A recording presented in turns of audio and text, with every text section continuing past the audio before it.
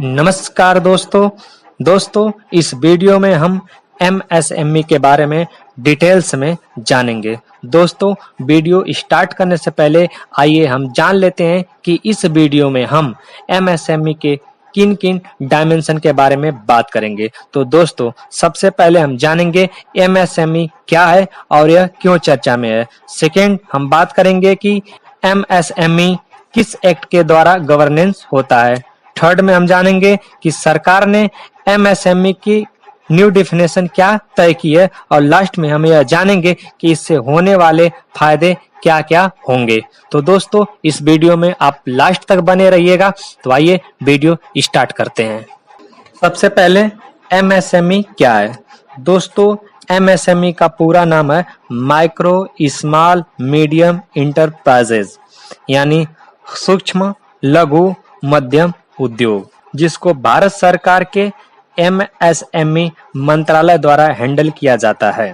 दोस्तों वर्तमान में भारत में लगभग 5 करोड़ सूक्ष्म उद्योग, 20,000 लघु उद्योग और 5,000 मध्यम उद्योग हैं, जो भारतीय युवाओं के लिए रोजगार उत्पन्न करने में एक महत्वपूर्ण भूमिका निभाते हैं।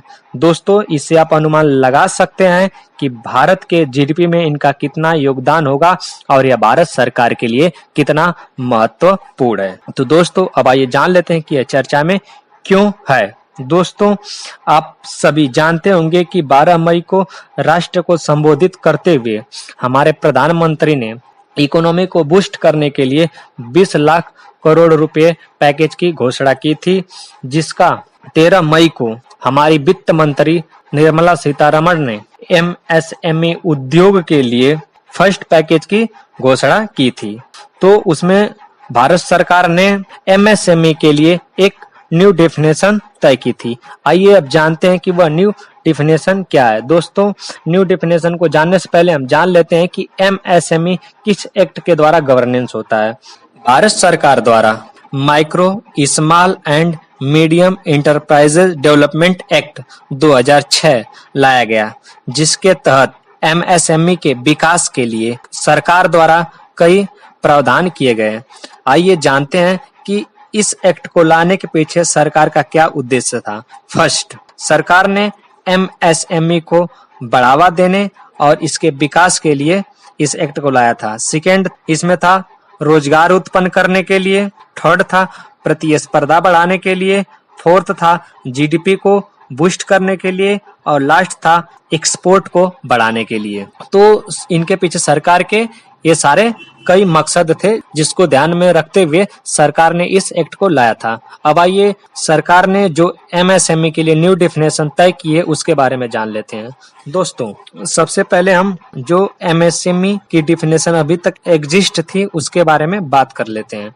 दोस्तों आप जानते हैं कि उद्योग सेक्टर को 3 भागों में डिवाइड किया गया है। First primary sector, second secondary sector और थर्ड में टर्शियरी सेक्टर। प्राइमरी सेक्टर में एग्रीकल्चर, सेकेंडरी सेक्टर में मैन्युफैक्चरिंग और टर्शियरी सेक्टर में सर्विसें आती हैं। जो एमएसएमई है यह सेकेंडरी और टर्शियरी सेक्टर से संबंधित होती है। एमएसएमई प्राइमरी सेक्टर के लिए नहीं होती है। तो जो इनका डिफिनेशन था एमएसएमई का अभी तक, उसके बारे में जानते हैं। सूक्ष्म उद्योग उन्हें माना जाएगा जिनका विनिर्माण या मैन्युफैक्चरिंग में निवेश 25 लाख रुपए से कम हो, और सेवा क्षेत्र में सूक्ष्म उद्योग उन्हें माना जाएगा जिनका निवेश 10 लाख से कम हो। स्मॉल के लिए निवेश 5 करोड़ से कम हो विनिर्माण में, और सेवा क्षेत्र में निवेश 2 करोड़ से कम हो। वहीं मध्यम उद्योग के लिए विनिर्माण 10 करोड़ से कम हो, सेवा क्षेत्र में निवेश 5 करोड़ से कम हो। अब आइए जानते हैं न्यू क्लासिफिकेशन के बारे में। न्यू क्लासिफिकेशन में मैन्युफैक्चरिंग और सर्विस को कंपोजिट करके बनाया गया है, जिसमें सूक्ष्म उद्योग उन्हें माना जाएगा जिनका निवेश 1 करोड़ से कम है या टर्नओवर 5 करोड़ से कम है। लघु उद्योग उन्हें माना जाएगा जिनका निवेश 10 करोड़ से कम है और टर्नओवर 50 करोड़ से कम है। मध्यम उद्योग उन्हें माना जाएगा जिनका निवेश 20 करोड़ से कम है और टर्नओवर 100 करोड़ से कम है। तो दोस्तों ये रही इनकी न्यू डेफिनेशन। अब आइए जानते हैं इससे होने वाले क्या क्या फायदे हैं। दोस्तों सबसे पहले इनका इनकम बढ़ा देने से मैक्सिमम उद्योग एमएसएमई के अंदर आ जाएंगे, जिससे उन सभी को लाभ मिल सकेगा। दूसरा, इससे उत्पादन बढ़ेगा और रोजगार की संभावना भी बढ़ेगी, तो इससे कई सारे फायदे होने वाले हैं। तो दोस्तों इस वीडियो में बस इतना। यदि यह वीडियो आपको अच्छी लगे तो इस चैनल को सब्सक्राइब करिए, लाइक करिए, शेयर करिए। धन्यवाद।